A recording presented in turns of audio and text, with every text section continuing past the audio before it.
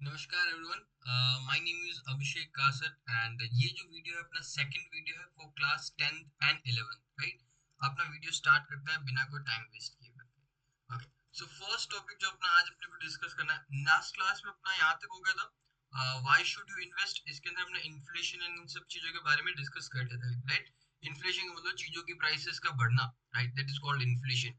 और हमने last class में क्या डिस्कस किया था, इन्वेस्टमेंट क्या होता है, तो इनकम होता है, उसमें से आप क्या करते हो, अपने एक्सपेंसेस को हटाते हो, फिर जो तुम्हारा बचता है दैट इज कॉल्ड सेविंग। अब सेविंग को तुम ऐसा आइडियल नहीं रखते हो, उसको कहीं ना कहीं इन्वेस्ट करते हो और उसके ऊपर रिटर्न जनरेट करते हो। रिटर्न वर्ड का मतलब क्या होता है, जिसके अंदर इंटरेस्ट आ गया, डिविडेंड आ गया, कैपिटल एप्रिसिएशन आ गया, ये सब इसके अंदर आता है, राइट। इन्वेस्टमेंट क्यों करता है, ताकि उसके ऊपर रिटर्न जनरेट कर सके। फिर यहाँ पे कुछ रीजन थे क्यों आपको इन्वेस्ट करना चाहिए, उसके कुछ रीजन, जिसके अंदर एक सबसे बड़ा रीजन था वो इन्फ्लेशन। इन्फ्लेशन के साथ डील करने के लिए, इन्फ्लेशन को बीट करने के लिए हम क्या करते हैं, अपना पैसा इन्वेस्ट करते हैं, ठीक है।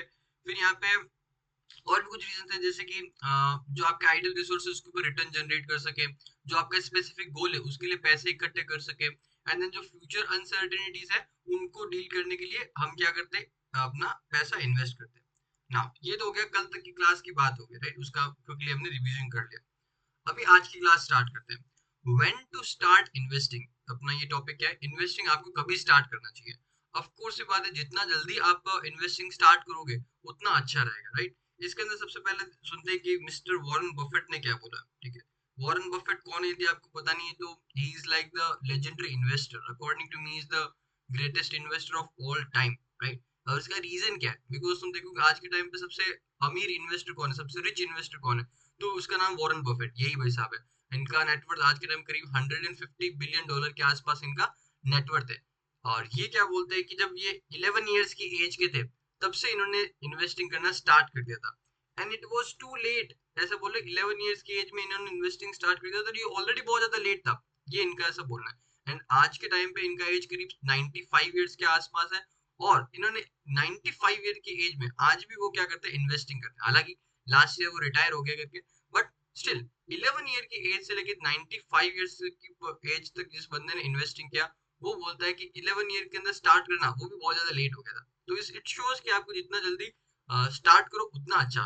ना उसका रीजन क्या है वो जरा समझते हैं, ठीक है। पहला पॉइंट क्या है, इन्वेस्ट अर्ली। उसका रीजन क्या है, क्यों आपको जल्दी अपना पैसा इन्वेस्ट करना स्टार्ट करना चाहिए। उसका मेन रीजन है कंपाउंडिंग। इसको एक एग्जांपल के थ्रू समझते हैं, डेटा की हेल्प से, ठीक है। ये मैंने लिख के रखा डेटा, तो पहले उसको समझते हैं।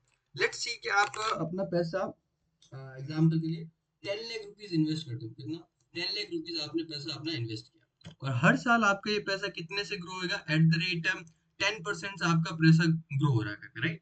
आपने 10 लाख रुपीस इन्वेस्ट किया और आपका पैसा हर साल 10% से बढ़े जा रहा है, ठीक है। यदि आप इसको पैसे को 20 इयर्स तक इन्वेस्ट करके रखते हो, 20 इयर्स तक अपने पैसे को इन्वेस्ट करके रखते हो, तो at the end of 20 year ये जो अमाउंट है आपका 10 लाख का, ये हो जाएगा 67 लाख रुपीस अमाउंट आपका हो जाएगा।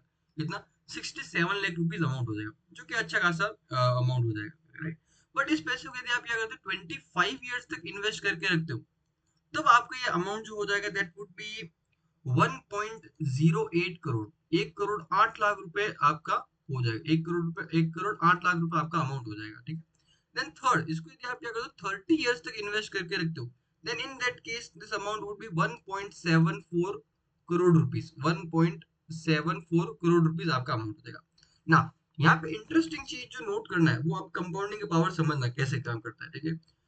यहाँ से 20 ईयर्स से अभी मैंने क्या किया, सेकंड सिनेरियो में मैंने 25 ईयर्स लिया, मतलब बेसिकली 5 साल बढ़ाए, जो कि तुम परसेंटेज टर्म्स में कैलकुलेट करते हो तो दिस इज इंक्रीज ऑफ 25%, ठीक है। टाइम पीरियड कितना इंक्रीज किया हमने, 25% हमने टाइम पीरियड इंक्रीज किया। बट यहाँ पे अमाउंट अपना कितना इंक्रीज हो रहा है, 67 लाख टू 1.08 लाख रुपीज करके, राइट। इतना ज्यादा अमाउंट इंक्रीज हुआ, तो जो अमाउंट में इंक्रीज है that is basically increase of 61%, ठीक है। कितना, 61% का इंक्रीज है। तुम समझ रहे हो, तुमने टाइम पीरियड सिर्फ 25% इंक्रीज किया, और तुम्हारे यहाँ पे अमाउंट क्या हुआ, 61% से इंक्रीज हुआ। देन अभी फिर फर्स्ट वाले को एंड थर्ड वाले को कंपेयर करते हैं। यहाँ पे टाइम पीरियड कितना इंक्रीज हुआ, 20 से 30 ईयर हो गया, मतलब 10 ईयर्स इंक्रीज हुआ, और आई कैन से 50% हमने टाइम इंक्रीज कर दिया, राइट। बट यहाँ पे अमाउंट कितना इंक्रीज हुआ, 67 लाख टू 1.74 करोड़ रुपीस करके। यहाँ पे जो अमाउंट के अंदर अपना इंक्रीज हुआ दैट इज 159% इंक्रीज हुआ। तुम समझ रहे हो यहाँ पे क्या हो रहा है कि टाइम तो कम टाइम थोड़ा इंक्रीज हो रहा है, बट तुम्हारा जो यहाँ पे रिटर्न है, जो तुम्हारा अमाउंट है, वो बहुत ज्यादा क्या हो रहा है, इंक्रीज हो रहा है। ये क्यों हो रहा है, that is because of power of compounding. इसको बोलते हैं कंपाउंडिंग। कंपाउंडिंग का मतलब क्या होता है, कंपाउंड इंटरेस्ट आपने सुना होगा, राइट? तो वो इसी की बात हो रही है। कंपाउंडिंग का मतलब क्या होता है, इंटरेस्ट के ऊपर इंटरेस्ट मिलता है, राइट? यदि आपने फर्स्ट ईयर में 10 लाख रुपीज इन्वेस्ट किया, उसके ऊपर आपको 10% रिटर्न मिलता है, तो आपका अमाउंट हो जाएगा 11 लाख रुपए हो जाएगा। तो सेकंड ईयर जब आपको 10% का रिटर्न मिलेगा, वो 10 लाख पे नहीं मिलता, वो 11 लाख के ऊपर मिलता है। फिर थर्ड ईयर जो रिटर्न मिलेगा, वो जो 11 लाख रुपए प्लस उसका 10% उसके ऊपर मिलेगा। तो ऐसा हर ईयर क्या होता है, तुम्हारा जो अमाउंट है वो इंक्रीज होता रहता है। This is basically called compounding. और तुम उसको एग्जाम्पल के थ्रू समझ सकते हो कि ईयर बाय ईयर तुमको कितना ज्यादा बेनिफिट मिलता है। अब तुम्हारा जो अमाउंट है एक्सपोनेंशियली इंक्रीज होता है बाद में चल के, राइट? तो इसका एग्जांपल लूं वॉरेन बफेट का, तो आज के टाइम इनका नेटवर्थ $150 बिलियन, राइट? 65 की एज तक इनका नेटवर्थ करीब $1 बिलियन था। तो मतलब इन्होंने अपना 99% से ज्यादा जो वेल्थ अर्न किया, that is after the age of 65। But इसका मतलब ये नहीं है कि 65 के बाद में ये बहुत ज्यादा स्मार्ट हो गए हैं, फिर 65 से पहले इतने स्मार्ट नहीं थे। 65 की एज के बाद में क्या हुआ, कंपाउंडिंग की वजह से इनका पैसा धीरे धीरे बढ़ता ही गया, बढ़ता ही गया, और आज के टाइम पे $150 बिलियन पहुंच चुका है, ठीक है ना? तो that's the power of compounding. जितना जल्दी स्टार्ट करो उतना अच्छा। नाउ एक बार इसको पैराग्राफ को रीड करते हैं। The sooner you start investing the better it is. By investing early you allow your investment more time to grow, whereby the concept of compounding, जो कि बाद में हम डिस्कस भी करेंगे आगे चल के कुछ दूसरे चैप्टर के अंदर, इंक्रीज योर इनकम। कंपाउंडिंग की वजह से तुम्हारा क्या होता है, इनकम इंक्रीज होता है, जो कि हमने इस एग्जांपल में देखा। By accumulating the principal and interest और dividend earned on it year after year, जिसकी वजह से तुम्हारा क्या होगा, इनकम इंक्रीज होते जाएगा, राइट? तुम्हारा जो इन्वेस्टमेंट था उसके ऊपर इंटरेस्ट ऐड होता जाएगा, ऐड होता जाएगा। यदि तुमने शेयर्स वगैरह में इन्वेस्ट किया, तो उसके अंदर तुमको वो जो शेयर है उसका प्राइस बढ़ता जाएगा, उस पर डिविडेंड मिलता जाएगा, तो उससे तुम्हारा जो अमाउंट है वो इंक्रीज होता है। Three golden rules for all the investors are, कुछ गोल्डन रूल्स दे रखे सभी इन्वेस्टर के लिए, जिसके अंदर पहला तो ऑफ कोर्स है इन्वेस्ट अर्ली। सेकंड है इन्वेस्ट रेगुलरली। इन्वेस्ट रेगुलरली का मतलब तुम उसको इन्वेस्ट करते जाओ, जैसे म्यूचुअल फंड के अंदर तुम एसआईपी करते हो। SIP is basically systematic investment plan, जहां पे तुम हर महीने क्या करते हो, अपना पैसा इन्वेस्ट करते हो। तो उसी की बात कर रहा है कि आप इन्वेस्ट रेगुलरली, चाहिए तो ब्रैकेट में एसआईपी लिख लो for your understanding purpose, right? Regularly invest करोगे क्या ना। फिर थर्ड पॉइंट बोलता है कि invest for long term and not short term, right? Long term के लिए तुम इन्वेस्ट करते हो तो तुमको पहली बात तो कंपाउंडिंग का बेनिफिट मिलता है। सेकंड थिंग, लॉन्ग टर्म के लिए तुम इन्वेस्ट करते हो तो even risky investments like share market में इन्वेस्टिंग करके, वो भी तुम्हारे क्या होता है, थोड़ा कम रिस्की होता है।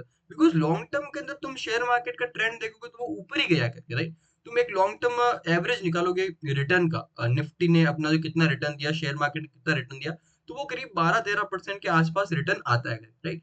तो लॉन्ग टर्म के अंदर आप सर्टेनिटी के साथ बोल सकते हो कि शेयर मार्केट ऊपर ही जाने वाला है। बट शॉर्ट टर्म में आप कोई सर्टेनिटी नहीं है, ठीक है? शॉर्ट टर्म में बिकॉज ऑफ जैसे अभी ये वॉर चल रहा है करके, उसकी वजह से मार्केट गिरे जा रहा है। कल ही बिकॉज ऑफ ट्रंप ने अनाउंस कर दिया कि अभी हम सीज फायर खत्म करें, वापस वॉर करेंगे, तो शेयर मार्केट बहुत बुरी तरीके से गिर गए, मोर देन 2% गिर गए। तो शॉर्ट टर्म में प्रिडिक्ट करना बहुत मुश्किल है, बट लॉन्ग टर्म में आप तो सर्टेनिटी के साथ बोल सकते हो कि शेयर मार्केट अच्छा परफॉर्म करेगा, ठीक है? इसके लिए बोलता है कि लॉन्ग टर्म के लिए आप इन्वेस्ट करना चाहिए। Now now my piece of advice, यदि आप कोई नॉर्मल पर्सन हो, राइट, जिसको फाइनेंस का इतना पता नहीं है, उसके लिए तो फिर तीनों ही रूल एकदम बेस्ट है, आपको फॉलो करने चाहिए।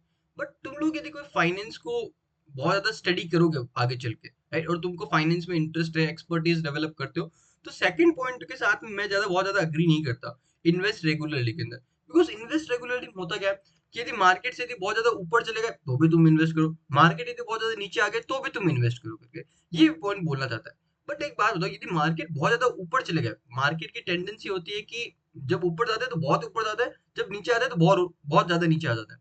जब मार्केट एकदम पीक पे है, बहुत ज्यादा ऊपर चले गए, क्या उस पॉइंट ऑफ टाइम पे इतनी हाई प्राइसेस के ऊपर, इतने हाई वैल्यूएशन के ऊपर क्या आपको इन्वेस्ट करना चाहिए?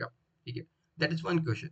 जब मार्केट्स इतने ज्यादा नीचे आ गए, राइट, उस टाइम पे जनरली लोग डर के इन्वेस्ट करना बंद कर देते हैं। But actually that is the best time to invest, वहां पे आपको इन्वेस्ट करना चाहिए। एंड वहां पे आपको ऐसा भी नहीं कि रेगुलरली जैसा आप 10-10 हजार इन्वेस्ट करते हो, तो वैसा वहां पे भी तुम 10 हजार इन्वेस्ट करते हो, इतना मार्केट नीचे, उस टाइम पे एक्चुअली आपको थोड़ा ज्यादा इन्वेस्ट करना चाहिए। बिकॉज राइट, तुम नीचे उसको खरीदोगे तो फिर धीरे-धीरे ऊपर जाएगा, करेक्ट? पर तुमने उतना हाई वैल्यू पे तुमने यदि खरीदते जा रहे हो, तो जब गिरेगा तो तुम्हारा अमाउंट बहुत ज़्यादा गिरने वाला है। तो इस वजह से मैं इस पॉइंट को ज़्यादा बिलीव नहीं करता। यदि तुम फाइनेंस के नॉलेज रखते हो करके, उसके अंदर थोड़ा एक्सपर्टीज़ है, तो रेगुलर इन्वेस्टिंग को मैं सपोर्ट नहीं करता। बट येस, यदि आपको फाइनेंस का बिल्कुल आइडिया नहीं है, then regular investing is the right thing for you to do. Because आप पता नहीं लगा सकते, कभी प्राइस बहुत ज़्यादा है, कभी प्राइस बहुत कम है। ये आपके लिए पता लगाना मुश्किल हो जाता है। तो बेस्ट तरीका होता है कि वहाँ पे आप रेगुलरली इन्वेस्ट करोगे, राइट? तो ये बात हुआ। फिर आगे चलते हैं। What cash should you take while investing? Investing करते वक़्त आपको किन-किन चीज़ों का ध्यान रखना चाहिए, वो यहाँ पे पॉइंट आ रहा है, राइट? बहुत बेसिक पॉइंट्स हैं, क्विकली इनको डिस्कस करते हैं। बिफोर मेकिंग एनी इन्वेस्टमेंट, किसी भी टाइप का इन्वेस्टमेंट करो, इन सब के लिए क्या रहेगा, ये जनरल पॉइंट दे रहे हैं जो आपको ध्यान रखने पड़ेंगे। There are certain steps to ensure safety of investment. ये तुमको चीजें क्यों ध्यान रखना पड़ा, ताकि तुमने जो पैसा इन्वेस्ट किया वो तुम्हारा सेफ रहे, उसका पैसा डूब नहीं जाएगा। इसके लिए you must make sure to, ये चीजें के लिए पहला, obtain written document explaining the investment. आपको राइटिंग के अंदर सारा का सारा इन्वेस्टमेंट का स्कीम लेके उसको फिर समझना है करके, राइट? राइटिंग में लेना क्यों जरूरी है? बिकॉज वर्बली वो आपको कुछ भी प्रोमिस कर सकता है, जब तक वो लिख के नहीं दे तो वर्बल प्रोमिस का बहुत ज्यादा वैल्यू नहीं है। बिकॉज इन बाद में चल के मान लो वो पलट जाता है अपनी बात से, तो वर्बल चीजों को कोर्ट वगैरह में प्रूव करना बहुत मुश्किल होता है। इसके लिए आप हमेशा राइटिंग के अंदर जो रिटन डॉक्यूमेंट्स है उनको रीड करें, उसके बाद ही इन्वेस्ट करना चाहिए। Second point, read and understand such documents. उसने आपको राइटिंग में डॉक्यूमेंट तो दे दिए, बट उसको अच्छे से रीड भी करना है और समझना भी है करके, राइट? रीड भी करना है एंड समझना भी है करके, दोनों चीज इंपॉर्टेंट है। पहला, जैसे आप देखो कोई भी आपने ऐप डाउनलोड किया तो उसमें बहुत सारे टर्म्स एंड कंडीशन आते हैं, कोई उसको रीड नहीं करता, इंक्लूडिंग माई सेल्फ, बस ब्लाइंडली उसको अग्री करते हैं, राइट?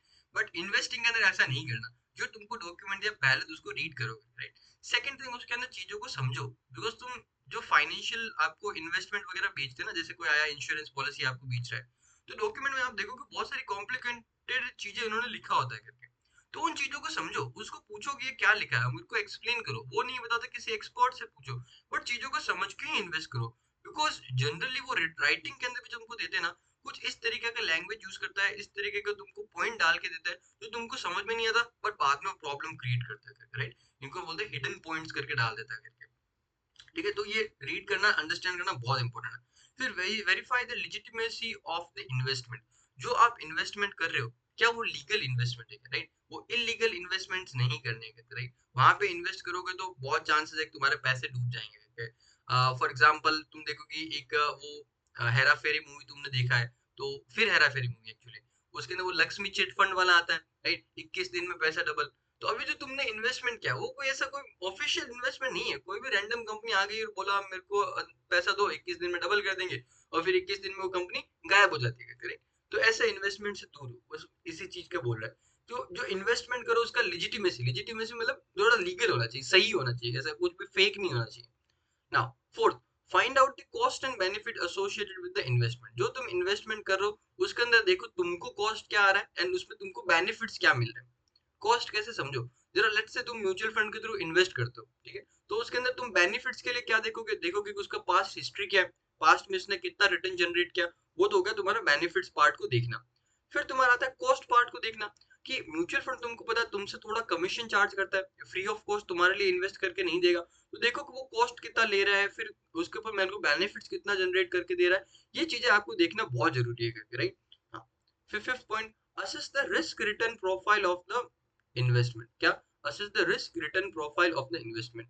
ना इसका क्या मतलब होता है करके, हर एक इन्वेस्टमेंट में तुमको चेक करना है कि इसमें मेरे को रिटर्न कितना मिल सकता है। हर एक इन्वेस्टमेंट तुमको चेक करना है मेरे को रिटर्न कितना मिल सकता है, और इसके लिए मैं रिस्क कितना ले रहा हूँ। ये दोनों चीजों को चेक करना है, राइट? जैसे तुम शेयर मार्केट में देखोगे तो रिटर्न तुमको 12-13% मिल सकता है over a long period of time, but इसके अंदर रिस्क भी रहता है करके, राइट? शॉर्ट टर्म में बहुत फ्लक्चुएशंस रहते हैं करके, तो यहाँ पे रिस्क और रिटर्न दोनों देख रहे हो। फिर तुम somebody some asset like cryptocurrency, bitcoin वगैरह, ये सब इनके अंदर तुम देखोगे तो अगेन यहाँ पे रिस्क बहुत ज्यादा है, और रिटर्न का क्या रहेगा, जब अच्छा चलेगा तो बहुत रिटर्न दे देगा, नहीं चलेगा तो बहुत खराब परफॉर्म करता है। तो हर एक एसेट का तुमको रिस्क और रिटर्न दोनों चीजों को कंसिडर करके चलना है। Now know the liquidity and safety aspect of the investment. Now ये जो लिक्विडिटी वर्ड है ना, फाइनेंस के अंदर बहुत इंपॉर्टेंट वर्ड है, और इसको तुम बहुत बार तुम इसको रीड करते हो, समझते हो करके, एक्सट्रीमली इंपॉर्टेंट। इसको थोड़ा समझते हैं क्या वर्ड है ये। लिक्विडिटी वर्ड का मतलब है जो भी तुम्हारे पास एसेट्स है, जो भी तुम्हारे पास इन्वेस्टमेंट्स है, उनको कितना जल्दी तुम बेच के उसके पैसा वसूल कर सकते हो, दैट इज लिक्विडिटी। ठीक है, जितना जल्दी तुम एसेट्स को बेच के उसके बदले में पैसा वसूल कर सकते हो, उतना ज्यादा हम क्या बोलेंगे इसके अंदर, लिक्विडिटी है। ठीक है, फॉर एग्जाम्पल जैसे तुमने किसी शेयर्स खरीद रखे, रिलायंस के शेयर खरीद रखे, टीसीएस के शेयर खरीद रखे, तो इन शेयर्स के अंदर लिक्विडिटी क्या बहुत हाई रहता है, मतलब तुम कभी भी बेच के क्या कर सकते हो, पैसा वसूल कर सकते हो। तुमने सेविंग अकाउंट के अंदर अपना पैसा इन्वेस्ट कर गया, अगेन लिक्विडिटी बहुत हाई है, जब चाहो उसके अंदर पैसा विड्रॉ कर सकते हो, राइट। तो ये तो हो गया जहां पे लिक्विडिटी बहुत अच्छी है। कुछ एग्जांपल जहां पे लिक्विडिटी अच्छी नहीं है, थिंक अबाउट इट, तुमको पता होगा एक दो एग्जांपल इसके। ठीक है, तो इसका आंसर क्या रहता है, जहां पे लिक्विडिटी अच्छी नहीं है, जैसे रियल एस्टेट है, वहां पे लिक्विडिटी बिल्कुल अच्छी नहीं है, राइट। तुमको रियल एस्टेट का प्रॉपर्टी बेचना है करके, मतलब कोई भी तुम्हारा लैंड है या फिर बिल्डिंग है, इसको बेचना है करके, तो उसके अंदर बहुत टाइम लगता है, समटाइम्स महीने लग जाते हैं, कभी कभी तो बिकता भी नहीं, क्योंकि because of area and everything करके, वो भी फैक्टर हो सकता है। तो तुमको यदि रातों रात पैसों की नीड रहती है, तो रियल एस्टेट बेच के पैसा कमाना is like very difficult. But तुम्हारे पास क्या कुछ कंपनी के शेयर्स ले रखे हैं या फिर सेविंग अकाउंट में पैसा है, तो वहां पे लिक्विडिटी बहुत हाई है, इजीली तुम उसको बेच के क्या कर सकते हो, पैसा कवर कर सकते हो। तो लिक्विडिटी को देखना भी बहुत जरूरी है। जैसे तुमने एफडी कर दिया, एफडी के अंदर भी लिक्विडिटी बहुत कम है, क्योंकि 5 साल तक तुम्हारा पैसा लॉक हो जाता है, बीच में तुम विड्रॉ करते हो तो काफी चार्जेस काट के, काफी अमाउंट काट के फिर तुमको पैसा मिलता है। ठीक है, तो यहाँ पे लिक्विडिटी एस्पेक्ट को कंसिडर करना बहुत जरूरी है। And safety aspect of course, कौन कितना सेफ है इन्वेस्टमेंट, ये भी आपको ध्यान रखना है। फिर ascertain if it is appropriate for your specific goals. ठीक है, जो भी तुम टाइप ऑफ इन्वेस्टमेंट कर रहे हो, वो अपने गोल के अकॉर्डिंग होना चाहिए, राइट। यदि तुम्हारा गोल है कि फ्यूचर में एजुकेशन पर्पस के लिए पैसा मेरे को सेव करना है, तो वहां पे तुम्हारा क्या, अभी फ्यूचर में एजुकेशन पर्पस के लिए पैसा तुमको चाहिए, तो मतलब पैसा तो चाहिएगा। तो उस पर्पस के लिए सपोज करो तुमने बहुत ही ज्यादा कुछ रिस्की टाइप ऑफ इन्वेस्टमेंट कर दिया, लेट्स से तुमने ट्रेडिंग किया उससे, राइट। ट्रेडिंग मतलब वो डेरिवेटिव मार्केट, बाद में चल के सीखेंगे। तुमने उसको डेरिवेटिव डाला, अब वो बहुत ज्यादा रिस्की है, राइट। जब तुम्हारा अच्छा सही तुम्हारा इन्वेस्टमेंट रहा तो हो सकता है बहुत बढ़ जाए, बट गलत रहा तो हो सकता है तुम्हारा पैसा जीरो भी हो जाए। एंड ज्यादातर चांस क्या होता है, ऑफ कोर्स गलत होने के चांस ज्यादा होते हैं, राइट। तो इस टाइप का तुमने इन्वेस्टमेंट कर दिया जहाँ पे ज्यादा चांस है तुम्हारा पैसों का खो जाने का, जीरो हो जाने का, तो वो तुम क्या कर रहे हो, अपने गोल के अकॉर्डिंग इन्वेस्ट नहीं कर रहे हो। और ऐसे केसेस देखने को मिलते हैं, लोग अपना पैसा रातों रात डबल करने के चक्कर में यहाँ पे इन्वेस्ट कर दे और बुरी तरीके से फंसते हैं करके, राइट। बहुत सारे जो बड़े बड़े कंपनीज होती है वो बैंकरप्ट हो जाती है because of like these types of investments and all that, right. तो अपने गोल के अकॉर्डिंग इन्वेस्ट करना सीखो करके। फिर 8 point, compare these details with other investment opportunities available. ठीक है, अब तुम्हारे पास इन्वेस्ट करने के लिए बहुत सारी क्या होते हैं, ऑप्शंस अवेलेबल है, सबको आपस में कंपेयर करना, ये पॉइंट ये बोल रहा है। Now next, examine if it fits in with other investments you are considering or you have already made. Now इस पॉइंट का देखो दो मीनिंग निकालता हूं मैं। पहला तो मीनिंग इसका क्या रहता है कि जो तुमने लेट्स से एजुकेशन के लिए तुमने बैंक के अंदर एफडी कराया, एजुकेशन पर्पस के लिए तुमने बैंक में एफडी कराया, अब तुमको एक और जगह कहीं पे इन्वेस्ट करना है, उसके अंदर तुमने क्या किया, क्रिप्टो करेंसी में जाके इन्वेस्ट कर दिया। तो यहाँ पे देखो तुमने क्या किया, जो तुम्हारा दूसरा इन्वेस्टमेंट था एफडी, और जो ये तुम्हारा बिटकॉइन के अंदर इन्वेस्ट किया, दोनों मैच ही नहीं करते। ठीक है, पर्पस के हिसाब से तो मैच करते नहीं, आपस में भी मैच नहीं करते, बिकॉज एफडी बहुत ही सेफ टाइप ऑफ इन्वेस्टमेंट है जहाँ पे रिटर्न तुम्हारा कम रहता है। बिटकॉइन बहुत ही रिस्की इन्वेस्टमेंट है, यहाँ पे रिटर्न में कुछ अनसर्टिनिटी रहता है, राइट। तो ये इन्वेस्टमेंट जो है तुम्हारा दूसरे इन्वेस्टमेंट्स के साथ मैच होना चाहिए, तुम्हारे गोल्स के साथ में अलाइन होना चाहिए, एक तो ये मतलब है। दूसरा मतलब क्या है ना, कि जब तुम इन्वेस्ट, जो कि आई थिंक इस बुक का मतलब नहीं है बट मैं अपने एंड से बता रहा हूँ, दैट इज डाइवर्सिफिकेशन का, जिसके अंदर क्या होता है, डाइवर्सिफिकेशन का मतलब समझो, तुमने थोड़ा अमाउंट गोल्ड में डाला, थोड़ा अमाउंट तुमने शेयर मार्केट में डाला, थोड़ा अमाउंट म्यूचुअल फंड में डाला करके, राइट, थोड़ा अमाउंट कमोडिटीज के अंदर डाला करके। Just give me a second. हाँ, सॉरी फॉर द इंटरप्शन, कोई नॉक कर रहा था, इस टाइम पे हमेशा कोई कोई डिस्टर्ब कर ही देता है। चलो ठीक है, अपने ये कंटिन्यू करते हैं ये वाला पॉइंट। हाँ, सेकंड पॉइंट जो तुमको बताया था डाइवर्सिफिकेशन, अपना ये वाला पॉइंट चल रहा है, करेक्ट, ये 8th वाला पॉइंट। इसके अंदर पहला तो था कि जो अदर इन्वेस्टमेंट किया उसके अकॉर्डिंग होना चाहिए, दूसरा डाइवर्सिफिकेशन का, इसका बिल्कुल ऑपोजिट, कि तुम थोड़ा पैसा गोल्ड में इन्वेस्ट किया, थोड़ा शेयर मार्केट, थोड़ा म्यूचुअल फंड में, अलग अलग वैरायटी का इन्वेस्टमेंट कर दिया। क्यों? क्योंकि हमेशा तुम नोटिस करोगे तो ऐसा नहीं होता कि सारे के सारे एक साथ बढ़ रहे हैं, फिर सारे के सारे एक साथ गिर रहे हैं, कुछ बढ़ते हैं कुछ गिरते हैं। तुम डाइवर्सिफिकेशन करते हो तो तुमको एक ओवरऑल एक एवरेज रिटर्न मिल जाता है, राइट। थोड़ा सेफ्टी रहता है इसके अंदर, ये डाइवर्सिफिकेशन का पॉइंट है, right. Now next 9th point, examine if it fits in with other investment, नहीं ये वाला तो हो गया था ना, हाँ ये वाला हो गया था एक्चुअली, 10th वाला पॉइंट करना है, जो भी हमने डिस्कस किया वो 9th पॉइंट था, अभी अपने को 10th पॉइंट करना है। हाँ ठीक, राइट राइट।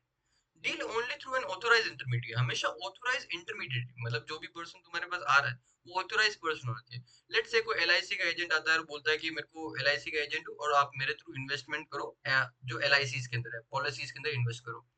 नाउ पहले तुमको चेक करना है वो ऑथोराइज पर्सन होना चाहिए, बिकॉज यदि वो ऑथोराइज नहीं है, कोई भी पर्सन रैंडमली आ गया करके, राइट, तो तुम्हारे वो पैसे लेके भाग सकते हैं, that is a high possibility, right. तो तुम उसका आईडी कार्ड चेक करो, कुछ आजकल कंपनीज बहुत सारे अदर फीचर्स भी उनको प्रोवाइड करती है, जिससे कि आप वो उनका ऑथेंटिसिटी वो वेरीफाई कर सकते हैं, राइट। वो जरूर चेक करना है, ऑथोराइज्ड इंटरमीडिएटरी होना चाहिए, कोई भी रैंडम पर्सन नहीं होना चाहिए। Now seek all clarifications about the intermediatory and the investment. Invest only if you are comfortable, refuse to invest if you are not convinced. जो तुम्हारा इंटरमीडिएट है, मतलब जो एजेंट है, फिर मिडल मैन है करके, ब्रोकर वगैरह, इनके बारे में तुमको पूरा इंफॉर्मेशन होना चाहिए, पूरा क्लैरिटी होना चाहिए। एंड जो इन्वेस्टमेंट है, इसके बारे में जो भी टर्म्स एंड कंडीशन है, सब तुमको पता होना चाहिए, राइट। तुमको तभी इन्वेस्ट करना है जब तुम उस टाइप ऑफ इन्वेस्टमेंट से क्या बहुत ज्यादा कंफर्टेबल हो, बिकॉज बैंक वाले, इंश्योरेंस वाले बहुत ज्यादा तुमको प्रेशराइज करते हैं कि सर ले लो करके, राइट। बट तुमको नहीं लेना, यदि तुमको उसको सही नहीं लगता, don't buy those things. Even तुमको यदि वो कुछ ऑफर वगैरह भी दे रहे हैं कि सर आप इसके अंदर इन्वेस्ट करते हो, आपको कुकर मिलेगा या फिर कुछ छोटा सा ईयरफोन्स मिल जाएगा, कुछ भी ऐसा सॉर्ट ऑफ कुछ देते, तो भी आपको इग्नोर करना है, बिकॉज उस चक्कर में, कुकर के चक्कर में हो सकता है सारे पैसे चले जाए, सारे पैसों की सीटी बोल जाए, वो नहीं करना है।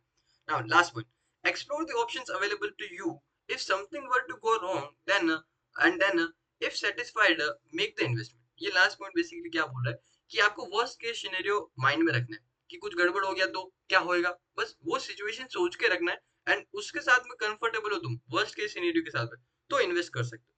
तो ये कुछ बेसिक चीजें थी जो आपको ध्यान रखनी चाहिए इन्वेस्टिंग से पहले। आई थिंक इसमें कोई ऐसा कोई बहुत कॉम्प्लिकेटेड पॉइंट नहीं था, very simple points. Now next, ये अच्छा पॉइंट है करके, इंटरेस्ट के बारे में।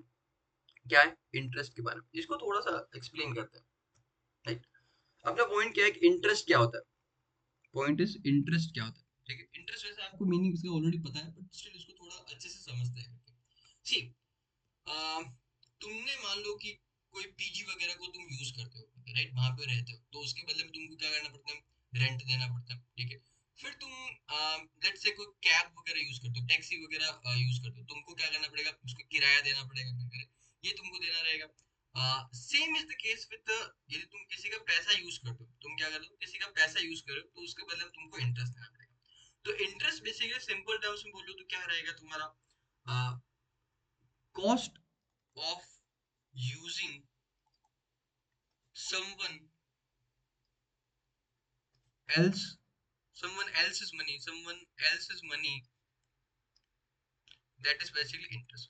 इंटरेस्ट ये सिंपल वन लाइन तुम हमेशा याद रखना, इंटरेस्ट में कभी तुमको गड़बड़ नहीं होगा, मीनिंग हमेशा क्लियर रहेगा, वैसे तुमको पता है ऑलरेडी, बट स्टिल इंटरेस्ट का मतलब क्या था, तुम जब भी किसी का पैसा यूज करते हो, तो उसके लिए तुमको कुछ ना कुछ उसको रिटर्न में देना पड़ता है, उसको हम क्या बोलते हैं, इंटरेस्ट बोलते हैं, ठीक है। जैसे बैंक से तुमने लोन लिया, 10 लाख रुपए का लोन लिया, ठीक है, और उसके ऊपर तुम्हारे यदि बैंक 10% इंटरेस्ट चार्ज कर रही है 1 साल के लिए, तो तुमको उसको 1 लाख रुपए जो तुम यूज करे, उसके बदले में तुमको 10,000 रुपए उसको इंटरेस्ट देना पड़ेगा। जब तुम उसको पैसा वापस चुकाओगे, तो 1 लाख रुपए वो तो चुकाना ही पड़ेगा तुमको, प्लस 10,000 रुपए तुमको और चुकाने पड़ेंगे, बिकॉज तुमने उसके पैसे को यूज किया, तो उसी को हम इंटरेस्ट बोलते हैं, राइट। इंटरेस्ट का मीनिंग आई थिंक तुमको क्लियर। एक बार यहाँ पे रीड भी कर लेते हैं, व्हेन वी बोरो मनी, जब हम पैसा उधार लेते हैं, बोरो मतलब उधार लेते हैं, we are expected to pay for using it, इसको यूज करने के लिए हमको पे करना पड़ता है, that is basically known as interest. Interest is an amount charge to the borrower for the privilege of using the lender's money. Interest जो किससे चार्ज करते हैं, बोरोवर से, जो पैसा उधार लेता है उससे हम चार्ज करते हैं, ठीक है। क्यों चार्ज करते हैं, बिकॉज वो क्या कर रहा है, जो लेंडर है, जो पैसा उधार दे रहा है, उसके पैसों को यूज कर रहा है, ठीक है, ये उसको एक प्रिविलेज दिया जा रहा है, पैसों को यूज करने का प्रिविलेज दिया जा रहा है, इसके बदले में हम इंटरेस्ट चार्ज करते हैं। Interest is usually calculated as a percentage of the principal amount. जो प्रिंसिपल अमाउंट होता है, मतलब जो जितने का लोन अमाउंट होता है, या फिर जितने का लोन बाकी बचा है करके, उसका तुम उसके ऊपर तुम ये इंटरेस्ट कैलकुलेट करते हो, the amount of money borrowed, principal balance का मतलब जो तुमने अमाउंट बोरो किया वो। The percentage rate may be fixed for the life of the loan or it may be variable depending on the terms of the loan, ठीक है, ये अच्छा पॉइंट है। ना, इंटरेस्ट दो टाइप के हो सकते हैं, पहला तो कौन सा टाइप का, एक फिक्स्ड इंटरेस्ट, दूसरा वेरिएबल इंटरेस्ट। फिक्स्ड इंटरेस्ट का मतलब क्या है, आज यदि बैंक से जाके मैं लोन लेता हूँ, राइट, और उसने बैंक ने 10% मेरे को लोन दिया, और यदि फिक्स्ड इंटरेस्ट टाइप का है, तो क्या, हर साल मेरे को उसको 10-10% का इंटरेस्ट देना पड़ेगा। And let's say loan 5 year का है, तो 5 साल के अंदर हर साल मेरे को क्या करना पड़ेगा, उसको 10% रेट से इंटरेस्ट देना पड़ेगा। बट यदि मैंने कौन सा लिया, वेरिएबल टाइप ऑफ लोन लिया है जहाँ पे इंटरेस्ट रेट क्या है, वेरिएबल है, मतलब चेंज होता रहता है, जैसे जैसे उसको आरबीआई चेंज करती है वैसे वैसे बैंक वाले भी उसको इंटरेस्ट रेट को चेंज करेंगे, राइट। तो तुमने वहां पे उस केस में क्या 10% का रेट से लोन लिया करके, ठीक है। अभी नेक्स्ट ईयर लेट्स से ये इंटरेस्ट रेट क्या हो गया, 11% हो गया, क्या है, नेक्स्ट ईयर लेट से इंटरेस्ट रेट 11% हो गया, तो तुमको 11% की रेट से इंटरेस्ट चुकाना पड़ेगा। उसके नेक्स्ट ईयर लेट से ये इंटरेस्ट गिर के क्या हो गया, 9% हो गया, तो तुमको 9% की रेट से इंटरेस्ट चुकाना पड़ेगा। बेसिकली जैसे जैसे इंटरेस्ट रेट चेंज होगा वैसे वैसे तुम्हारा कैलकुलेशन भी चेंज होगा, इंटरेस्ट अमाउंट भी चेंज होगा, ठीक है। नाउ अभी तुम पूछोगे कि इसमें अच्छा ऑप्शन कौन सा है, एंड क्या ये एक्चुअल में हमको दोनों ऑप्शन मिलते हैं क्या? यस, बिल्कुल मिलते हैं। बैंक के पास जाके तुम नेगोशिएट कर सकते हो तुमको कौन से टाइप ऑफ इंटरेस्ट वाला लोन चाहिए, राइट। फिक्स्ड वाला चाहिए या फिर वेरिएबल वाला चाहिए। तुमको फिक्स्ड वाला लोन कभी लेना चाहिए क्या, जब तुमको लगता है कि अभी इंटरेस्ट रेट बहुत कम चल रहा है करके, राइट, और उसके बाद में बढ़ने ही वाला है करके, तो तुम अच्छा रहेगा कि फिक्स्ड वाला ले लो। फिक्स्ड वाला अभी मान लो इंटरेस्ट रेट गिर के कितना 8% आ रहा है, तुमको लगता है कि जनरली 10% 12% रहता है, अभी बहुत कम चल रहा है 8%, तो यहाँ पे उस टाइम पे यदि तुम लोन लेते हो तुम कोशिश करो कि फिक्स्ड वाला ले लो। बट सपोज करो इंटरेस्ट रेट बहुत ज्यादा क्या है, हाई है, ठीक है, 12% के आसपास चल रहा है, 13% के आसपास चल रहा है, उस टाइम पे तुमको यदि लोन लेते हैं तो तुम क्या करोगे, कोशिश करोगे वेरिएबल वाला लोन ले लो, क्योंकि आगे चल के यदि गिरता है तो तुमको कम इंटरेस्ट पे करना पड़ेगा। इतना सिंपल डिसीजन है, राइट। क्लियर है तुमको, I believe, fixed interest rate and variable interest rate वाला। इसमें फिर दो भी होते हैं, वो भी इंटरेस्ट रेट को इससे रिलेटेड पॉइंट तो बता दो, simple interest and compound interest, right, उसका भी तुमको ऑप्शन मिलता है, तो वो भी देख लेना। Now what factors determine the interest rate, ये वाला बहुत अच्छा पॉइंट है, मेरे को बहुत अच्छा पॉइंट लगता है, इसको अच्छे से समझते हैं। There are different types of interest rate. पहले तो क्या करता है, कुछ एग्जांपल्स दे रहा है जहां पे आपको इंटरेस्ट मिलता है, राइट।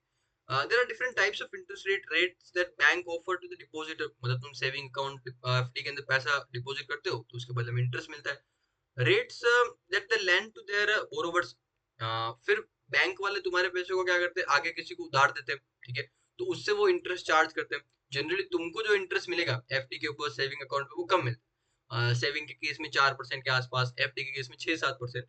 बट बैंक जब भी आगे लोगों को लोन देता है तो वहां पे इंटरेस्ट बहुत ज्यादा चार्ज करता है, 10% 12%, depending on that person to person. Now the rate at which the government borrows in the bonds government security market। ना गवर्नमेंट भी तुमको पता है, मैंने बोला पैसे बोरो करती है, अपना फर्स्ट लेक्चर था उसके अंदर हमने डिस्कस किया था, गवर्नमेंट भी पैसे बोरो करती है और उसके लिए जो इंस्ट्रूमेंट यूज करती है वो उसको हम बोलते हैं बॉन्ड्स। तो इसके अंदर भी गवर्नमेंट भी तुमको इंटरेस्ट पे करती है। गवर्नमेंट जनरली इतना हाई इंटरेस्ट पे नहीं करती, बिकॉज गवर्नमेंट का जो लोन है बहुत ज्यादा सेफ है, कभी गवर्नमेंट डिफॉल्ट नहीं करेगा, इसके लिए थोड़ा इंटरेस्ट भी कम देती है। Now, rates offered to the investors in small saving schemes like NSC। NSC का मतलब होता है नेशनल सेविंग सर्टिफिकेट, तुमको चाहिए तो यहाँ पे लिख लेना, बुक में फुल फॉर्म दिया नहीं इन्होंने, national saving certificate, certificate, okay. ये बेसिकली क्या है ना, एक गवर्नमेंट का स्कीम है जिसके अंदर तुम अपना पैसा इन्वेस्ट कर सकते हो और उसके ऊपर तुमको इंटरेस्ट मिलता है। जनरली पोस्ट ऑफिस, बैंक्स, इनके थ्रू तुम ये स्कीम का बेनिफिट ले सकते हो। फिर आता है तुम्हारा PPF. PPF is basically public provident fund. क्या? Public provident fund. इसका तो पीपीएफ को तो अपना आगे चल के भी आने वाला है, इसको डिस्कस करेंगे, राइट। इसमें भी सेम चीज है, तुम अपना पैसा इन्वेस्ट कर सकते हो, गवर्नमेंट के द्वारा रिकॉग्नाइज स्कीम है और यहाँ पे भी तुमको इंटरेस्ट मिलता है हर साल। Rates eight which the companies issue fix deposit, ये भी अच्छा पॉइंट है, देखो, rates eight which company issues fix deposit. तुमको पता है कि जो कंपनीज वगैरह होती है वो भी अपना क्या कर सकती है, तुमसे पैसा एक्सेप्ट कर सकती है, डिपॉजिट एक्सेप्ट कर सकती है, राइट, और उसके बदले में तुमको इंटरेस्ट देगी। आज के टाइम पे ज्यादा पॉपुलर नहीं है, अगेन ये जब टॉपिक आने वाला अभी नेक्स्ट टॉपिक ही रहेगा करके, उसके अंदर इसको थोड़ा और डिस्कस करेंगे, राइट। कंपनीज के अंदर भी तुम एफडी करा दो तो उसके ऊपर तुमको इंटरेस्ट रेट मिलता है।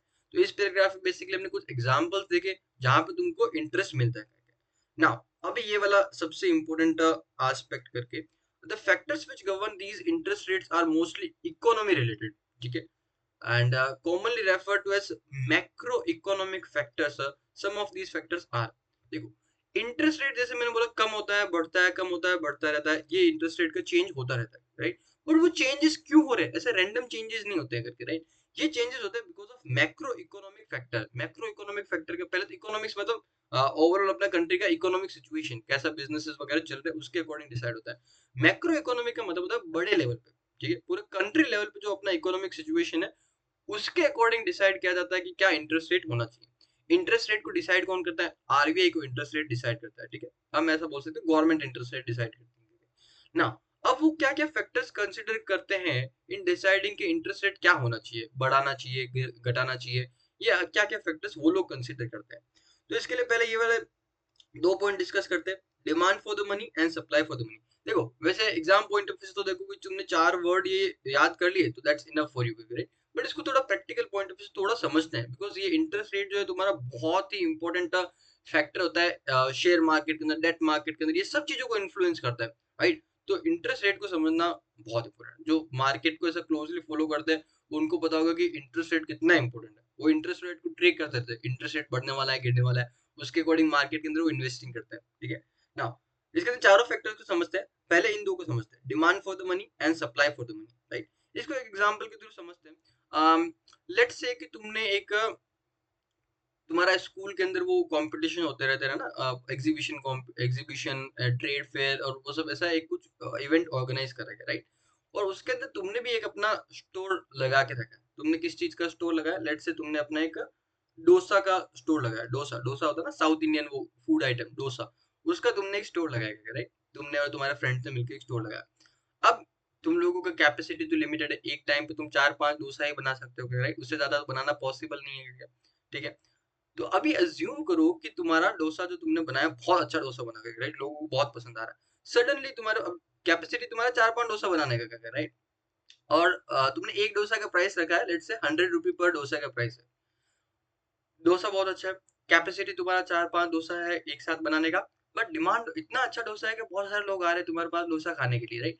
4-5 का कैपेसिटी, तुम्हारे पास 10-15 लोग आके खड़े हैं, तो इस सिचुएशन में तुम सबको तो डोसा दे नहीं सकते उस टाइम के ऊपर। अब तुमको पता है 100% कुछ ना कुछ लोग तो इनमें से जाने वाले हैं, क्योंकि हम सबको डोसा दे ही नहीं सकते, राइट। तो उस केस में किसको जाना चाहिए किसको नहीं जाना चाहिए वो हम यहाँ पे डिसाइड करते हैं, ठीक है।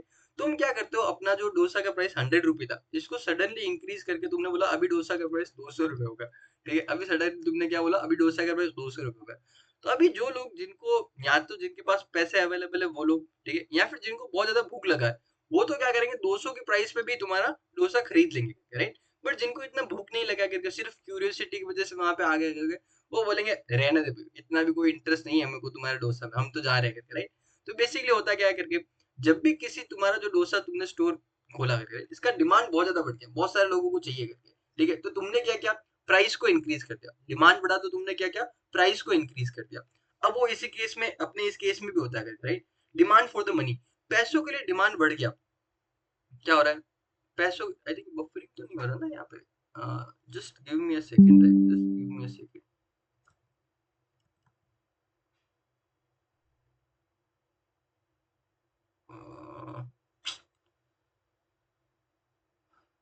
हम्म what to do. Okay, sorry for the interruption, problem sorted. अभी अपने इसको कंटिन्यू करते हैं, अभी अपने डोसा स्टोर को कंटिन्यू करते हैं, ठीक है। नाउ तो तुमको समझाना क्या हुआ, डिमांड बढ़ा तुम्हारा डोसा का, तुमने प्राइस बढ़ा दिया, ठीक है। सेम चीज यहाँ पे भी होगा। यदि पैसों के लिए डिमांड बढ़ता है, ठीक है, लोगों लोगों का क्या, ज्यादा से ज्यादा पैसों के लिए डिमांड करते हैं, बैंक से बोरो कर रहे हैं, बैंक से बोरो किए जा रहे हैं, और उससे अपना आईफोन खरीद रहे हैं, अपना घर खरीद रहे हैं, कार खरीद रहे हैं करके, राइट। ऐसा सिचुएशन हो रहा है जहाँ पे लोग क्या कर रहे हैं, ज्यादा से ज्यादा बोरो कर रहे हैं, मतलब पैसों का डिमांड बढ़ रहा है करके, राइट। तो इस सिचुएशन में, क्योंकि पैसे तो लिमिटेड है ना यार, अनलिमिटेड पैसे तो नहीं है, तो बैंक क्या करते हैं, इंटरेस्ट रेट बढ़ा देती है। इंटरेस्ट रेट बढ़ाने से क्या होता है, जिन लोगों को अर्जेंट नहीं है पैसों का रिक्वायरमेंट, जिन लोगों को घर खरीदना अर्जेंट नहीं है, कार खरीदना अर्जेंट नहीं है, आईफोन खरीदना अर्जेंट नहीं है, वो लोग क्या करेंगे, टेम्परली अवॉइड करेंगे लोन लेना, कि बोलेंगे बाद में लेंगे, जब इंटरेस्ट रेट कम होगा तो बाद में लेंगे, राइट। तो इस तरीके से ये मैकेनिज्म काम करता है। डिमांड बढ़ा तो इन्होंने क्या किया, इंटरेस्ट रेट को भी बढ़ा दिया, राइट। तो यहाँ पे क्या, डिमांड फॉर द मनी ये बहुत ज्यादा है करके, डिमांड फॉर द मनी ज्यादा है, तुम्हारा इंटरेस्ट रेट भी क्या होगा, यहाँ पे इंटरेस्ट वाला कॉलम बना रहा हूँ, राइट। डिमांड ज्यादा है तो क्या रहेगा, तुम्हारा इंटरेस्ट रेट भी बहुत ज्यादा रहेगा। बट सपोज करो कि इसका बिल्कुल ऑपोजिट, डिमांड बहुत कम है करके, राइट। तुम 4 डोसा बना रहे हो, खरीदने वाला एक भी नहीं है करके, उस सिचुएशन में तुम क्या बोलते हो कि डिस्काउंट डिस्काउंट डिस्काउंट, अभी 100 रुपए का डोसा हम क्या करेंगे, 50 रुपए में बेचेंगे, राइट। 100 रुपए का डोसा क्या करने वाले, 50 रुपए में बेचेंगे। अब जो लोग पहले आ नहीं रहे थे, अभी बोल रहे कि चलो डिस्काउंट मिल रहा है, 50 रुपए तो कोई ज्यादा नहीं है करके खा ही लेते हैं, अच्छा नहीं होगा तो भी फेंक देंगे, बट एक बार ट्राई तो करते हैं करके। तो ऐसा करके, राइट, तुम्हारा क्या, थोड़ा डिमांड बढ़ा, तुमने प्राइस कम किया तो क्या क्या, थोड़ा डिमांड बढ़ा करके, राइट। हो क्या रहा है यहाँ पे तुमको समझाना, तुम्हारा डिमांड बहुत कम था तो तुमने क्या किया, प्राइस को भी यहाँ पे कम किया ताकि तुम्हारा डिमांड थोड़ा बढ़े। सेम यहाँ पे होता है, यदि पैसों की डिमांड क्या है, बहुत ज्यादा कम है, राइट, लोगों को पैसा चाहिए नहीं, लोगों के पास ऑलरेडी बहुत सारा पैसा है, ना उनको कार खरीदना, ना घर खरीदना, ना कुछ चाहिए, ना आईफोन खरीदना, सब उनके पास है। ऐसा एक्चुअल में डेवलप्ड कंट्रीज में होता भी है, राइट। तुम कंट्रीज लाइक यूएस, जापान, वहां पे देखोगे, वहां पे इंटरेस्ट रेट्स बहुत कम होती। क्यों कम होती है? बिकॉज वहां पे पैसों की डिमांड कम होती है, वहां पे लोगों के पास ऑलरेडी सारी चीजें होती है, राइट। तो वहां पे पैसों की डिमांड भी बहुत ज्यादा क्या रहेगी, कम रहेगी करके। इसके लिए वहां पे यदि डिमांड कम है तो इंटरेस्ट रेट भी क्या रहेगा तुम्हारा, कम रहेगा। ये एक्चुअल में तुमको देखने को मिलेगा। दिस इज द रीजन जिसकी वजह से तुम देखोगे कि जो डेवलप्ड कंट्रीज है, यूरोप, यूएस, जापान, ऐसी कंट्रीज, यहाँ पे इंटरेस्ट रेट क्या होती है, कम, क्योंकि लोगों के पास ऑलरेडी सब जो चीजें चाहिए होती है वो अवेलेबल है उनके पास। तो उनको कोई लोन लेने की जरूरत नहीं है, पैसों की उनके पास नीड नहीं है, राइट। तो वहां पे डिमांड कम रहती है। बट तुम डेवलपिंग कंट्रीज देखोगे अपना, जैसे इंडिया है, या फिर अब चाइना भी तुम ले लो करके, इंडोनेशिया, ऐसी कंट्रीज के अंदर तुम्हारा इंटरेस्ट रेट ज्यादा रहता है। क्यों? क्योंकि पैसों की डिमांड ज्यादा रहती है, अभी कंट्री डेवलप हो रही है, लोगों को चीजें चाहिए है, ठीक है। आई होप आपको ये वाला पॉइंट क्लियर है। फिर सेकंड, सप्लाई ऑफ मनी वाला, अगेन पहले डोसा वाला के पॉइंट ऑफ व्यू समझते हैं। सपोज करो तुम्हारा क्या, जो डोसा के अंदर मसाला वगैरह चाहिए, या फिर जो भी तुम्हारा कोई इशू आ रहा है करके, तुम्हारा सप्लाई कम है, राइट, मतलब तुम डोसा बहुत ज्यादा बना नहीं पा रहे हो, राइट। सिर्फ और सिर्फ तुम दो डोसा बना रहे हो, तुम सिर्फ और सिर्फ क्या कर रहे हो, at one point of time दो ही डोसा बना रहे हो, तुम्हारा तुम्हारा क्या, सप्लाई बहुत ज्यादा कम है करके, राइट। सप्लाई क्या है, बहुत ही ज्यादा कम है। तो अभी तुम वो सेम वही चीज यहाँ पे करोगे, तुम्हारे पास दो ही डोसा अवेलेबल है, खरीदने वाले बहुत ज्यादा है करके, राइट। ये बेसिकली पॉइंट ऑफ व्यू का डिफरेंस है, राइट। डिमांड एंड सप्लाई, दो बस पॉइंट ऑफ व्यू का डिफरेंस है, चीज सेम ही होता है। सप्लाई कम है तो तुम क्या करोगे, प्राइस को इंक्रीज कर दोगे, राइट, ताकि जो फालतू लोगों को हट जाए, जिनको खाना है एक्चुअल में वही रहेगा, राइट। एंड सप्लाई बहुत ज्यादा है, डोसा तुमने, तुमको लगा बहुत चलेगा हमारा स्टॉक है, ठीक है, तो इसके चक्कर में तुमने क्या कैसा 50 डोसा बना के रखा करके, खरीद कोई भी नहीं रहा है, 5 जन भी मुश्किल से आ रहे करे, तो सप्लाई बहुत ज्यादा है, खरीदने वाला कोई नहीं है करके, तो तुम ऑफकोर्स क्या करोगे, उसका प्राइस कम करोगे, ताकि थोड़े बहुत लोग इसको खरीदे करके, तो तुम्हारा सप्लाई क्या है, कम है, सप्लाई कम है, तो तुम क्या करोगे, प्राइस इंक्रीज करोगे। बट सप्लाई ज्यादा है करके, बहुत ज्यादा सप्लाई है करके, तो तुम प्राइस को डिक्रीज करते हो। सेम यहाँ पे चीज रहेगा, यदि पैसों की सप्लाई बहुत ज्यादा है, पैसे बहुत ज्यादा अवेलेबल है, खरीदने वाला कोई नहीं है, तो तुम क्या करते हो, इंटरेस्ट रेट को कम करते हो। फिर तुम्हारा क्या है, सप्लाई, मतलब पैसे की कमी है, पैसे बहुत ज्यादा अवेलेबल नहीं है, गरीब कंट्री है करके, पैसे ज्यादा नहीं है, तो वहां पे तुम क्या करोगे, इंटरेस्ट रेट को बढ़ाओगे, ताकि आलतू फालतू लोग ये पैसा नहीं ले, यूज नहीं करेगा करे, और थोड़ा डिमांड सप्लाई का बैलेंस बना रहेगा, राइट। आई होप ये दोनों पॉइंट आपको क्लियर रहेंगे डिमांड एंड सप्लाई के बारे में। फिर बात करते हैं लेवल ऑफ गवर्नमेंट बोरोइंग की बात करते हैं, ठीक है। देखो, सपोज करो गवर्नमेंट का बोरोइंग बहुत ज्यादा है, राइट, इंडिया के अंदर तुम देखो अच्छा खासा बोरोइंग कर रखा है, but compare to other countries हमने काफी कम किया है। जैसे यूएस के अंदर तो मैंने तुमको बताया, मोर देन $30 ट्रिलियन का उन्होंने बोरोइंग कर रखा है, बहुत ज्यादा बोरोइंग है। जब इतना ज्यादा बोरोइंग है, ठीक है, और वो चाहते हैं कि हम और भी ज्यादा क्या करें, बोरो करें, इतना ज्यादा ऑलरेडी बहुत ज्यादा बोरो कर रखा है, और भी बोरो करें, और ज्यादा डिमांड कर रहे हैं, तो उस केस में तुमको क्या लगता है, उनसे इंटरेस्ट रेट थोड़ा ज्यादा चार्ज करेंगे, कम करेंगे? बहुत सारा लोन उन्होंने ऑलरेडी ले रखा है, ठीक है, और वो बोल रहे हैं हमको और लोन दो करके, तो वहां पे तुम यदि उनको लोन देते तो क्या करते, इंटरेस्ट रेट ज्यादा चार्ज करते, कम करते? ऑफकोर्स से बात है, वहां पे यदि लोन बहुत ज्यादा ले रखा है इन्होंने करके, तो हम उस पर इंटरेस्ट रेट क्या करेंगे, ज्यादा चार्ज करेंगे, बिकॉज और इंटरेस्ट ऑन लोन देना मतलब थोड़ा रिस्की मामला हो जाता है, क्या पता फेल हो जाए तो, right? फिर यदि गवर्नमेंट का बोरोइंग कम है, गवर्नमेंट ने बहुत ज्यादा पैसा बोरो नहीं कर रखा, तो उस केस में अगेन, अब वो गवर्नमेंट चाहती है बोरो करना, तो वहां पे इंटरेस्ट रेट तुम कम रखो, क्योंकि ज्यादा बोरोइंग उसने ऑलरेडी किया नहीं है करके, थोड़ा उसको और तुम पैसा उधार दे सकते हो, कोई प्रॉब्लम नहीं है, तो वहां पे इंटरेस्ट रेट कम रहेगा, ये डन। फिर ना लास्ट वाला इन्फ्लेशन रेट, अगेन बहुत इंपॉर्टेंट, ये बहुत इंपॉर्टेंट फैक्टर है, शेयर मार्केट वगैरह बहुत इन्फ्लुएंस करता है। इन्फ्लेशन रेट का मतलब क्या होता है, महंगाई, महंगाई कितनी है, यदि महंगाई बहुत ज्यादा है, राइट, महंगाई कब बढ़ेगा, जब लोग बहुत ज्यादा चीजों को खरीद रहे हैं, राइट, तो चीजों की प्राइस बढ़ने लग जाती है, राइट। अब महंगाई को कंट्रोल करने के लिए, इन्फ्लेशन रेट यदि बहुत ज्यादा है, ठीक है, तो आरबीआई क्या करेगा, महंगाई को कंट्रोल करने के लिए इंटरेस्ट रेट बढ़ा देगा। महंगाई ज्यादा है तो आरबीआई क्या करेगा, इंटरेस्ट रेट बढ़ा है। इंटरेस्ट रेट बढ़ाने से क्या होगा, जो आलतू फालतू लोग थे, जिनको अभी एक्चुअल में कार नहीं खरीदना, घर नहीं खरीदना, आईफोन नहीं खरीदना, वो लोग हट जाएंगे, ठीक है। हटने से क्या होगा, अब वो चीजों की खरीदारी नहीं होगी, तो मार्केट में क्या रहेगा, डिमांड कम होगा, करेक्ट, डिमांड कम होगी, चीजों की प्राइसेस कम होगी, तुम्हारा महंगाई कम होगा, करेक्ट। एंड इसका ऑपोजिट, यदि इन्फ्लेशन रेट तुम्हारा कम है, महंगाई बहुत ज्यादा कम है, अगर करे, तो आरबीआई क्या करता है, इंटरेस्ट रेट को भी कम कर देता है, राइट। महंगाई कम है, मतलब लोग ज्यादा खरीदारी कर नहीं रहे, जापान जैसी कंट्री ने इस प्रॉब्लम के साथ बहुत ज्यादा डील किया, वहां पे उल्टा प्रॉब्लम है कि महंगाई कम है, राइट। तो वहां पे ये लोग क्या करते हैं, इंटरेस्ट रेट को कम कर दे ताकि लोग खरीदे। क्यों इंटरेस्ट रेट कम कर दे, ताकि लोग खरीदे, उनका इकोनॉमी बढ़े करके। इसके लिए ये क्या करते हैं, इंटरेस्ट रेट के साथ खेलते हैं, राइट। आई होप आपको चारों पॉइंट का लॉजिक में समझा पाया, राइट। वैसे एग्जाम पॉइंट ऑफ से 4 पॉइंट याद कर ले, that is more than enough, but तुमको पता होना चाहिए कि कौन सा पॉइंट कैसे काम करता है, right. I hope that is clear. And एक लास्ट लाइन रीड कर लेते, देन नेक्स्ट क्लास में अपना कंटिन्यू करेंगे। The policy set by the RBI and the government determines some of the variables mentioned above, ठीक है। ये जो वेरिएबल्स हमने डिसाइड किए ना, डिस्कस किए, ये इन्फ्लुएंस होते हैं बाय आरबीआई एंड गवर्नमेंट, जो मिलके पॉलिसी बनाते हैं उनके अकॉर्डिंग, राइट। बस इतना ही इसके अंदर था ना। नेक्स्ट जो ना बहुत इंपॉर्टेंट रहेगा कि कौन कौन से टाइप्स ऑफ ऑप्शंस अपने पास अवेलेबल है फॉर इन्वेस्टमेंट, राइट। ये डिस्कस करेंगे अपना नेक्स्ट क्लास में। वेरी इंटरेस्टिंग टॉपिक, मजा आएगा इसको करने में, right. So see you in the next class.